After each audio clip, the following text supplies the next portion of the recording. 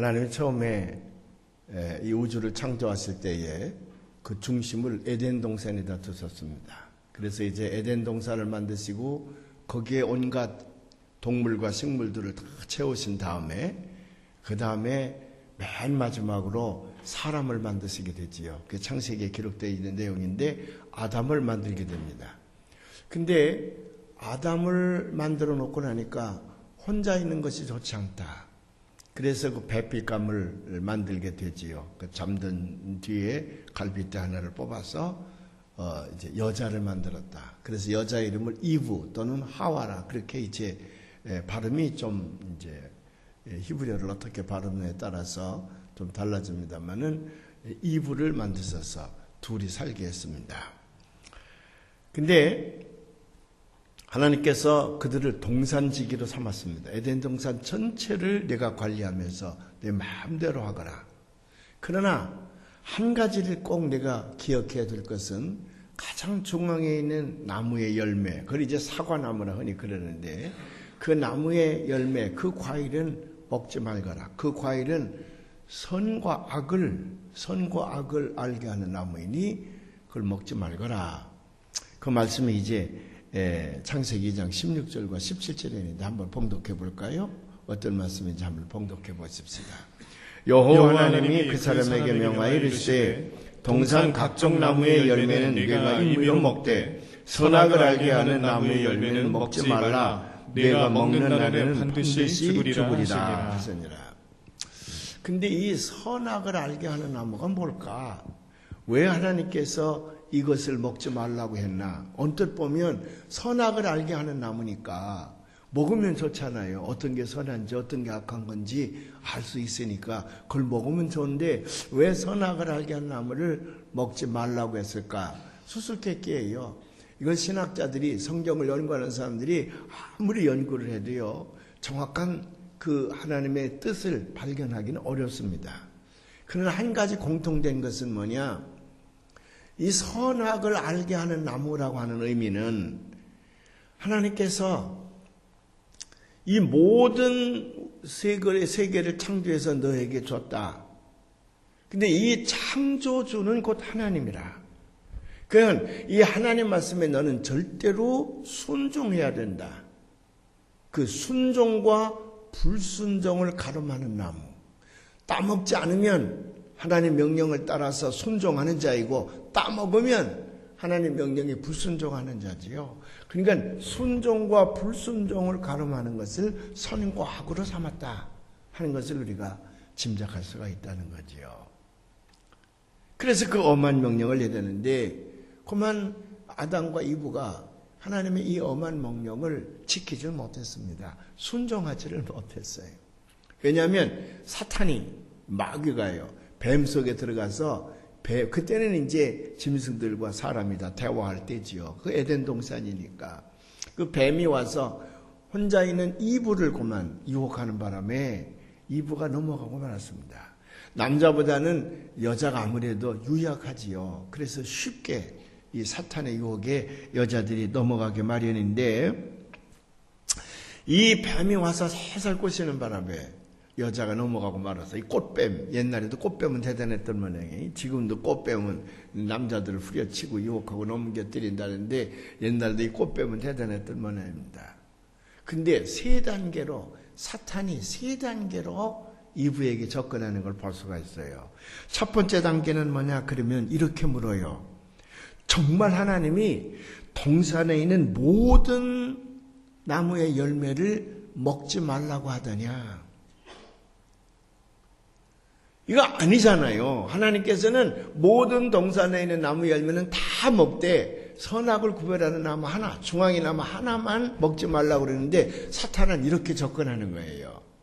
그게 우리가 봤을 적에 웃기고 앉아있네. 누구를 가소롭게 여겨. 아니 그게 언제 하나님께서 그런 명령을 내렸어? 금방 우리가 그 사탄의 얘기에 분노하고 그게 거짓이라는 것을 알게 하도록 탁 접근하는 거예요.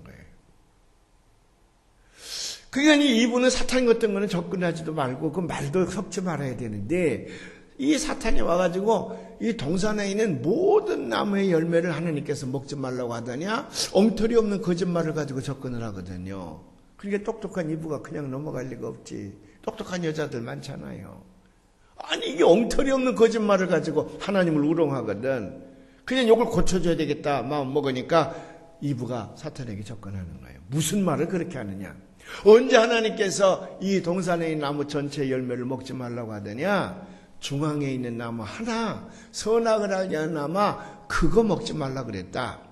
그거 만지지도 말고 먹지도 말라 그랬다. 그거 먹는 날에는 죽을지도 모른다. 이브가 많이 알고 있었는데 한 가지 여기서 빈틈이 탁 보인 거예요. When you eat of it, 내가 그것을 먹는 날에는 you will surely die. 반드시 죽으리라. 하나님께서 말씀하셨는데 이브가 거기서 약간 빈틈을 보는 거예요. You will die. 죽을지도 모른다. 사탄은요, 그 빈틈을 딱 누리고 오는 거예요, 이제. 그러니까는 이 사탄의 간교라고 하는 거는 참 그 지혜를 당할 수가 없습니다. 당할 수가 없어요. 처음에는 엉터리 없는 말로 접근을 하니까 무슨 그런 얘기를 하는 거야. 그리고 똑똑한 이브가 딱 그걸 잘라서 아니라고 하는 걸 바른 걸 가르쳐 주지요. 참 의문심에 일어나서 딱 하는 거예요.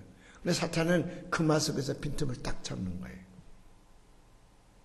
죽을지도 모른다. 죽을까 하노라. 또 하나는 만지지도 말라는 말은 하지 않았는데 이브가 좀 강하게 얘기하느라고 만지지도 말라 이렇게 얘기했다고 하는 걸 사탄이 딱 듣고요. 탁 빈틈을 노리고 두 번째 단계로 오는 거예요. 그 두 번째 단계는 뭐냐면 사탄에겐 자신감이 탁 생겼거든. 벌써 이브의 마음속에 이걸 먹어도 안 죽을 수 있다는 가능성을 딱 가지고 있잖아요. 그러니까 사탄이 딱 욕을 하는 겁니다. 절대로 안 죽는다. 이번에는 이제 절대로 안 죽는다. 자, 반드시 죽으리라고 했는데 그만 이브가 약간 빈틈을 보이는 걸 이용해서 너는 반드시 죽지 않는다. 정말 죽지 않는다. 우리 4절에 있는 말씀 한번 봉독해 볼까요? 창세기 3장 4절에 사탄의 얘기 한번 들어보십시다. 시작.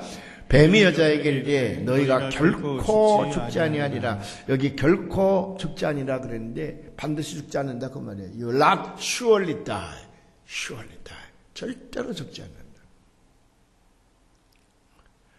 우리는 늘 사탄과 말을 섞지 말아야 됩니다. 말을 섞었다가는 이런 빈틈을 보이게 되고 빈틈이 보일 적에는 여지없이 사탄이 들어오는 거거든요. 그래서 여기에 넘어가지 않을 사람이 없어요. 그래서 저희는요, 저희 집사람하고 늘 그런 얘기해요. 새벽 기도할 때마다 하나님 오늘도 악한 자를 만나지 않게 해주시옵소서. 따라서 해봐요. 하나님 오늘도 악한 자를 만나지 않게 해주시옵소서. 악한 자 속에는 사탄이 들어가 있거든요. 이거 못 당해요. 못 당해요. 사탄이 들어오면 뭐 간교한 방법으로 들어오기 때문에 여기 1단계, 2단계 벌써 대단하잖아요. 그렇기 때문에 우리는 사탄을 만나지 말아야 돼. 여기 차동욱이라는 요즘에 이제 검찰총장 출신이 이렇게 저렇게 막 많은 이제 공격을 받고 뭐 얼마나 부끄럽게 됩니까? 근데 그 사람도 그 악한 자를 만났기 때문에 그래. 악한 자를 만나지 말아야 되는데 말이에요. 그 다음에 세 번째 단계는 이제 적극적으로 들어오는 거예요. 넘어가지 않을 수 없도록 이제 적극적으로 빈틈을 이용해서 탁 비집고 들어와서는 적극적으로 3장 5절에 보면 한번 볼까요? 시작. 너희가 그것을 먹는 시작. 너희가 그것을 먹는 날에는 너희 눈이 밝아져서 하나님과 같이 되어 선악을 알 줄 하나님이 아심이니라. 왜 하나님이 그걸 먹지 못하게 하는 줄 아니? 너 그걸 먹으면 선악을 알게 하고 하나님과 같이 되는 You will be like God. 지금까지 아담과 이브는 세상에서 제일 그 권세자지요. 뭐 당할 자가 없지. 에덴 동산 전체를 자기가 쥐고 있는데, 근데 한 가지는 하나님 밑에 있어. 하나님이 창조주이고 자기는 피조물이에요. 하나님 말씀에 언제든지 순종해야 된 하나님 밑에 있거든요. 거기다 교만심을 탁 집어넣는 거예요. 내가 이거 먹으면 하나님과 같이 될 것을 알기 때문에 하나님이 그래서 너를 이거 먹지 못하게 한다. 그러니까 하나님과 같이 되려고 하는 교만한 마음이 탁 드는 거거든요. 이게 바벨탑 사건과 같은 것인데, 그러니까 하나님과 같이 된단 말이지. 그래서 그걸 탁 먹습니다. 이게 교만한 마음이거든요. 우리 그 친구지간에도 의의를 갈라놓는 건 되게 이런 데서 이제 시작되는 건데, 그리고 자기 남편에게도 탁 먹였습니다. 자, 하나님과 같이 된다고 하는 이 교만심을 불러일으켜 이럴 때에 이 이브의 마음이 이제 동하기 시작을 하는 거야. 그 동하는 표현이 그 다음에 아주 멋지게 나와 있어요. 우리 6절에 있는 말씀을 한번 볼까요? 시작. 여자가 그 나무를 본즉 먹음직도 하고 보암직도 하고 지혜롭게 할 만큼 탐스럽기도 한 나무인지라. 여자가 그 열매를 따먹고 자기와 함께 있는 남편에게도 주매 그도 먹은지라. 아니, 그동안은 그 나무가 아무것도 아니야. 오히려 하나님을 기억하게 합니다. 하나님이 좀 먹지 말라고 했지. 하나님 말씀에 순종해야지. 하나님 말씀에 순종해야지. 그걸 다지는 나무였는데 사탄이 그렇게 딱 유혹을 하고 나니까 그 나무가 어떻다고요? 먹음직도 하고 good for it. 아주 먹음직도 하고 보암직도 하고 보기만 해도 즐겁다. pleasing to the eye. 아주 보기만 해도 즐겁다 이 말이에요. 그리고 지혜를 줄 것 같아. 선과 악을 구별해내는 하나님과 같이 될 것 같아. 벌써 똑같은 나무인데 유혹을 받기 전과 유혹을 받은 다음에 달라지잖아요. 그러니까 자기도 먹고 자기 남편도 먹이는 거예요. 자, 그랬더니 하나님께서 얼마나 엄하게 그를 다스리는지, 하나님이 우주를 창조하신 모든 질서가 파괴되는 순간입니다. 하나님이 창조주의 인간인 그 말씀에 반드시 순종하고 하나님을 따르고 하나님 앞에 기쁨을 드리는 삶을 살아야 되는데, 이가 벌써 하나님과 같이 되려고 하는 교만한 마음이 하나님을 지배하려고 하는 거예요. 완전히 창조의 질서를 파괴하는 거예요. 하나님께서 만드신 에덴 동산의 모든 아름다움을 파괴하는 순간이에요. 하나님의 분노가 보통이 아니죠. 자기가 창조한 목적이 완전히 이그러지는 순간이잖아요. 그래서 이제 14절부터 19절까지 하나님의 형벌이 내리는 거예요. 자, 우리 빠른 속도로 한번 읽어봐요. 늘 읽는 말씀이지만 한번 빠른 속도로 읽어보십시다. 여호와 하나님이 뱀에게 이르시되 네가 이렇게 하였으니 네가 모든 가축과 들의 모든 짐승보다 더욱 저주를 받아 배로 다니고 살아있는 동안 흙을 멀지나 내가 너로 여자와 원수가 되게 하고 네 후손도 여자의 후손과 원수가 되게 하리니 여자의 후손은 네 머리를 상하게 할 것이요 너는 그의 발꿈치를 상하게 할 것이니라 하시고, 또 여자에게 이르시되 내가 네게 임신하는 고통을 크게 더하리니 네가 수고하고 자식을 낳을 것이며 너는 남편을 원하고 남편은 너를 다스릴 것이니라 하시고, 아담에게 이르시되 네가 네 아내의 말을 듣고 내가 먹지 말라 한 나무의 열매를 먹었은즉. 17절이 안 나왔나? 17절이 훌떡 넘어갔어. 17절 방송국 17절 창세기 17절 3장 17절 네, 나왔네. 시작. 아담에게 이르시되 네가 네 아내의 말을 듣고 내가 네게 먹지 말라 한 나무의 열매를 먹었은즉 땅은 너로 말미암아 저주를 받고 너는 네 평생에 수고하여야 그 소산을 먹으리라. 땅이 내게 가시덤불과 엉겅퀴를 낼 것이라. 네가 먹을 것은 밭의 채소인즉 네가 흙으로 돌아갈 때까지 얼굴에 땀을 흘려야 먹을 것을 먹으리니 네가 그것에서 취함을 입었음이라. 너는 흙이니 흙으로 돌아갈 것이니라 하시니라. 아멘. 아주 엄청난 형벌이 이제 아담과 이브에게 내리는 겁니다. 그리고 아담과 이브는 에덴 동산에서 쫓겨나게 되지요. 죄값으로 이제 낙원을 잃어버리는 겁니다. 이 아담과 이브가 하나님께서 그렇게 하지 말라고 하는 그 말씀에 순종하고 살았으면 이 땅에 원죄가 들어오지 않았을 것입니다. 교만심도 들어오지 않을 것입니다. 그러니까 원죄는 곧 교만심이에요. 그 교만은 탐욕에서 나오는 거거든. 그래서 원죄, 교만, 탐욕 이 세 가지는 언제든지 같이 가는 거예요. 이것이 인간을 파괴하는 가장 큰 요소입니다. 이 원죄는 교만과 탐욕이었습니다. 이 교만과 탐욕은 우리 인간성을 무너뜨리는 가장 위험한 요소예요. 아담과 이브가 그렇게 죄를 짓고 나니까 벌거벗은 자기 모습을 보이게 되지요. 부끄러움을 갖게 되거든요. 그래서 무화과나무로 엮어서 치마를 만들어 입고 그리고 풀숲에 숨어 있었다 그랬어요. 하나님께서 그를 엄히 다스린 다음에 그들을 이제 내쫓아야 되겠는데 그 무화과 나무 옆으로 치마를 입고 있는 모습이 얼마나 불쌍해요. 얼마나 가련해요. 그리고 그들이 나가서 농사를 지으며 살아야 될 텐데 이제는 뱀이 그를 물을 뿐만 아니라 모든 맹수들이 틈만 나면 그를 잡아먹을 것이니 그를 지켜줘야 되겠거든요. 그래서 하나님께서 오늘 3장 21절에 보니까 에덴 동산에서 쫓아내면서 그들에게 가죽옷을 입히느니라. 가죽옷을 입혔다. 하나님께서 그들에게 가죽옷을 만들어 입혔다. 그러니까 인간이 입은 옷은 맨 먼저 누가 만들어 주셨냐 그러면 하나님이 만들어 주셨어. 가죽옷을 만들어서 입히셨다는 거거든요. 왜 하나님께서는 인간에게 가죽옷을 만들어 입히셨을까? 오늘 거기서 신학적인 의미를 찾고 하나님께서 우리에게 주시는 사랑이 얼마나 큰 것인가를 다시 한번 우리가 생각을 해 보려고 하는 겁니다. 여기 가죽옷은 이제 위마니까 무릎까지 내려오는 코트, 가멘트를 의미하는 거거든요. 그래서 영어 성경에는 코트 또는 가멘트라고 번역을 했는데 왜 하나님께서는 가죽옷을 입히셨을까? 첫 번째는 뭐냐면 이 가죽옷 속에는 하나님의 사랑과 자비의 상징이 깃들어 있다고 말해요. 자, 죄를 지었을 때 하나님은 엄히 다스리십니다. 그 죄를 슬쩍 넘어가지는 않으시는 거예요. 엄히 다스리는 거예요. 그러나 그 죄값으로 엄한 형벌을 내렸다 그래서 하나님의 사랑이 끊어진 건 아니야. 그를 사랑하는 하나님의 마음은 똑같아요. 그것이 이 가죽옷 속에서 나온다는 거예요. 여러분 탕자의 비유에서도 보면요. 둘째 아들이 아버지 재산을 가지고 나가서 다 계집과 술로 말미암아 다 탕진해 버리고 맙니다. 병들어 있다가 그가 아버지 생각이 나니까 회개하고 아버지네 집으로 돌아오잖아요.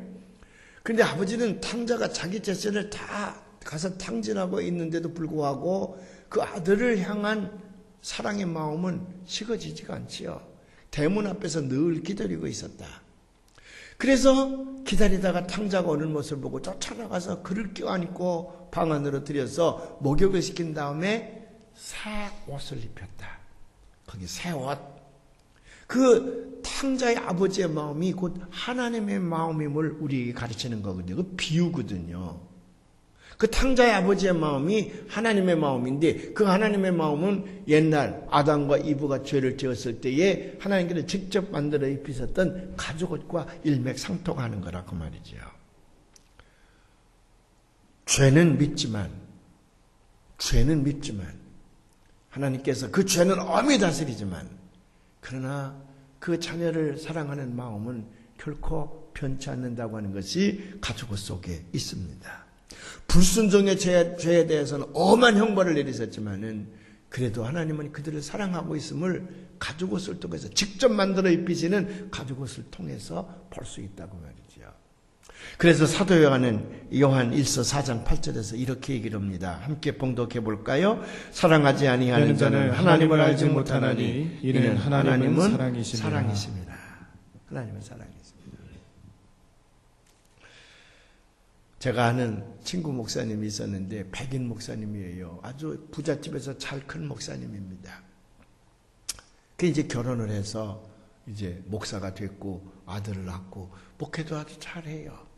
근데 어느 날 제 사무실 우정 그 내외가 왔어요. 얼굴이 하얘가지고 왔어요. 그래 이제 어쩐 일이냐 앉으라 그러고 커피 하겠느냐. 이 커피를 대접하고 그랬더니 우리 함께 기도해달라는 거야. 함께 기도. 자기 혼자 기도해가지고는 이것을 넘길 수가 없었어. 너하고 함께 기도하고 싶어서 왔다는 거예요. 외아들이 하나 있는데 이 녀석이 중학교에 갈 때까지는 모범생이었는데 고등학교 들어가더니 학교를 안 가. 공부에 취미가 없어요. 자꾸 딴짓만 하더니 드디어 가출해버렸어요. 그래서 그 아들이 하나밖에 없는 아들이 가출을 했으니 얼마나 부모가 마음이 걱정이 되겠습니까? 그래서 그 두 노예가 눈물로 하나님 앞에 기도했다는 거예요. 근데 몇 달 만에 이 녀석이 들어오더니 아이가 셋이 딸려있고 저보다 18살 많은 여자와 결혼하겠다는 거예요. 아니 고등학교 다니는 녀석이 저보다 15살 많은 여자, 그것도 아이가 셋이나 딸려있는 이혼녀인데 그 여자랑 결혼하겠다는 거예요.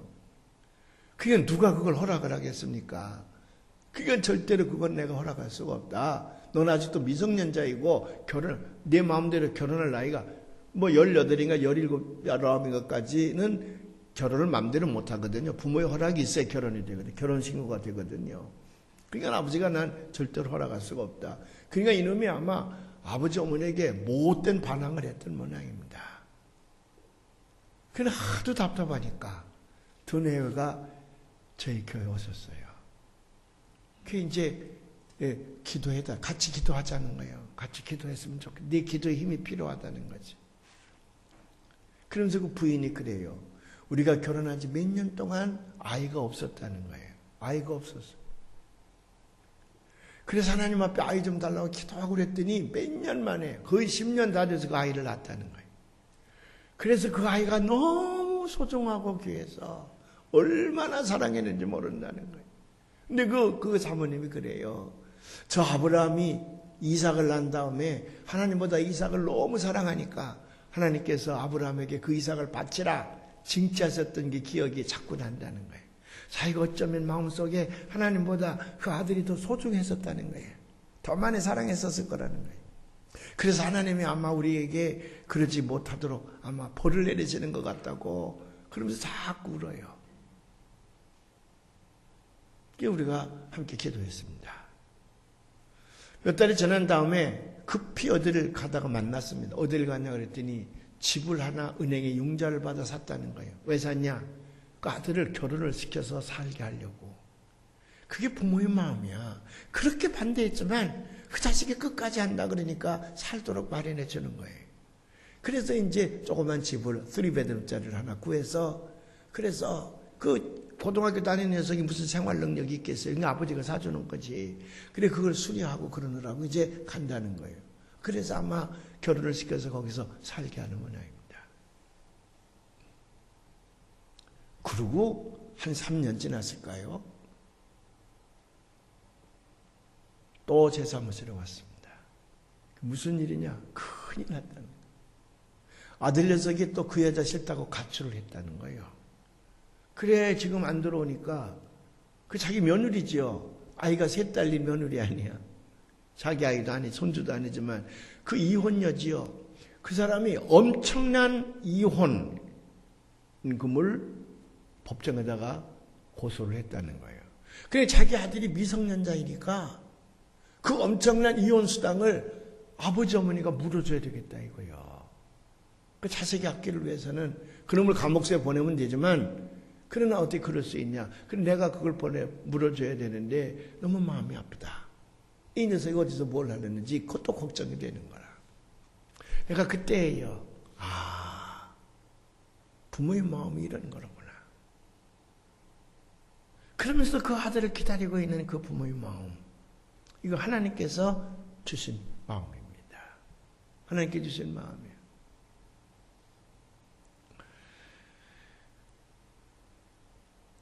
가죽옷은 하나님의 그 마음이 배어있는 옷이었다.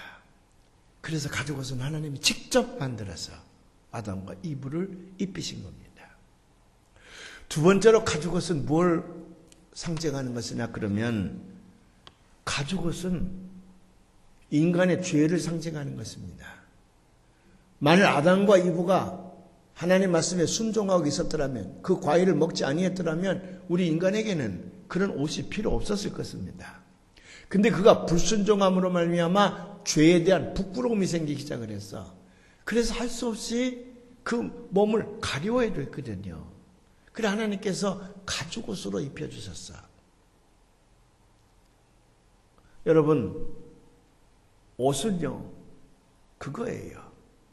옷은 우리의 죄된 모습을 감추기 위한 하나의 도구일 뿐이에요. 그래서 어떤 사람이 이렇게 얘기했습니다. 화려한 옷을 즐거워하십니까? 그 마음속에 그만큼 죄가 크다는 얘기입니다. 금으로 옷을 해서 입기를 좋아하십니까? 본능적으로 그의 마음속에 그만한 죄가 있기 때문입니다. 그러니까 너무 옷을 사치스럽게 입고 다닐 필요가 없다고 말이지. 가지고 오시면 족하다.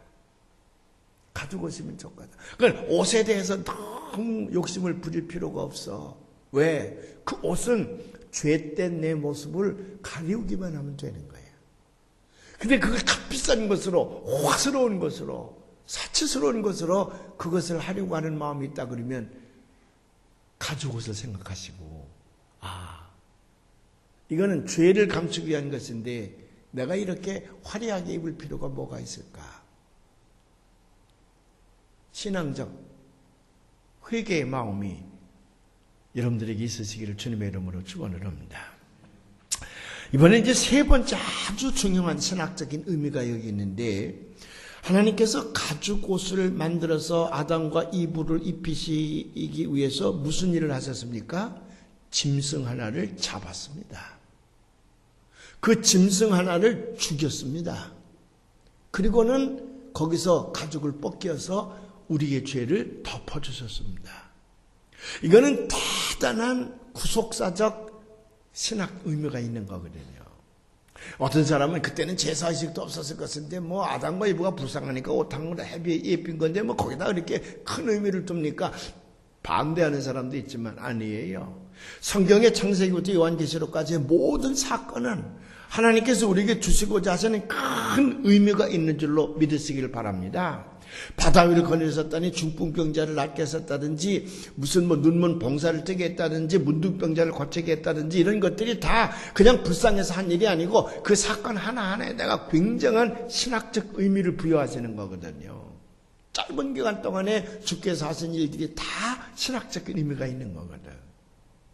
여기 아담과 이브의 죄를 덮기 위해서 짐승을 잡아서 짐승을 죽이고 그 가죽옷을 태까지 덮으셨다는 말은 두 가지 근원이 되는 겁니다. 첫째는 구약의 모든 제사 가운데에, 구약의 모든 예배 가운데에 속죄죄, 인간의 죄를 씻기 위한 제사에는 모든 제사에 반드시 피뿌림, 짐승의 피 흘리는 제사가 있어야 됩니다. 여기서 유래한 거예요. 모든 속죄 행위에는 피 흘림, 짐승을 죽여서 피를 흘리게 하고 그 피를 제단에 뿌림으로 말미암아 우리의 죄가 씻음을 받았다고 하는 거, 여기서 유래하는 거예요. 또 하나는, 그리고 나중에는 예수 그리스도께서 이 땅에 오셔서, 예수 그리스도는 죄가 없으시지만은 그분이 십자가 위에서 그 몸속에 있는 피 한 방울, 물 한 방울 남기지 아니하시고 다 흘리신 다음에 자기의 생명을 바치심으로 말미암아 우리의 죄가 용서되어졌다. 예수님의 대제사장적인 구속의 사건을 미리 하나님께서 우리에게 보여주신 것이라니까요. 아담과 이브의 가죽옷을 만드느라 짐승이 죽었습니다. 그 짐승은 아무런 죄가 없어. 그 짐승은 죄를 짓지 아니했어. 그렇지만 아담과 이브의 죄를 덮기 위해서 하나님은 그 짐승을 죽여야만 했다고 말이죠. 예수님이 이 땅에 오셨을 때 아무런 죄가 없어. 그렇지만 우리 인간의 죄를 씻기시기 위하여 예수님을 그 죄값으로 십자가에서 피 흘려 돌아가시게 할 수밖에 없었다. 이 대속의 은총이 벌써 아담과 이브에게서 상징적으로 우리에게 가르쳐주고 있다는 사실을 여러분 꼭 기억하시기를 바랍니다. 저는 늘 생각나는, 여러분에게 몇 번 말씀을 드렸지만 그 뉴욕에 가면 라과디아라는 공항이 있는데 그 라과디아라고 하는 사람에 대한 얘기예요. 그건 미국 사람들에게도 굉장한 의미를 주고 있습니다. 피오렐로 라과디아라고 하는 사람인데 이 사람이 뉴욕 시장이 되기 전에 판사로 있었습니다. 근데 명판사, 아주 명판사였습니다. 그 중에 하나가 어떤 노인이 빵 한 덩이를 훔쳐먹고 붙들려고 왔습니다. 절도죄를 짓고. 왜 빵을 훔쳐먹었느냐? 저는 처음입니다. 저는 그동안 열심히 살았습니다. 그런데 이제 나이가 들고 나니까 사람들이 제게 일자리를 주지 못했습니다. 그래서 돈을 벌지 못했고 돈이 다 떨어져서 사흘 동안 아무것도 먹질 못했더니 눈에 베이는 게 없었습니다. 너무너무 배가 고파서 빵집 앞을 지나가는데 도저히 내 이성으로는 절제할 수가 없어서 그래서 빵 한 덩이를 제가 엄청 먹었습니다.